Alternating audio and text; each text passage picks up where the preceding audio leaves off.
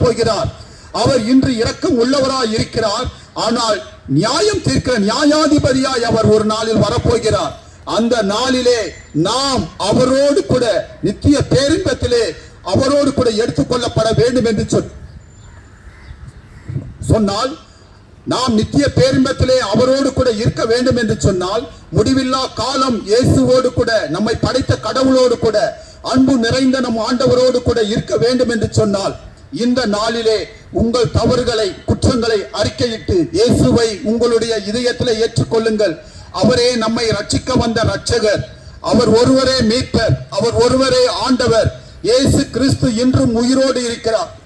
இயேசு கிறிஸ்து இன்றும் நம் மீது அக்கறை உள்ளவராய் இருக்கிறார். இந்த உலகத்திலே பயங்கர காரியங்கள் நடந்து கொண்டிருக்கிறது. அழிவும் பயங்கர பேர் ஆபத்துகளும் விபத்துகளும் நடந்து கொண்டே இருக்கிறது. நாம் நம்முடைய நேரம் நாம் எவ்வளவு நாள் வாழப் போகிறோம் என்று நமக்கு தெரியாது. எப்பொழுது நம்ம வாழ்க்கை ஒரு முடிவுக்கு வரும் என்று தெரியாது.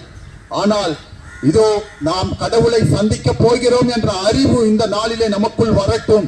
ஆண்டவர் இயேசு கிறிஸ்து இந்த நாளிலே நம்மை விடுவித்து நம்மை வாழ வைக்க விரும்புகிறார். இயேசுவை உங்கள் இதயத்தில் ஏற்றுக்கொள்ளுங்கள். ஆண்டவர் இயேசு கிறிஸ்து உங்கள் மீது மிகுந்த அக்கறை உடையவராய்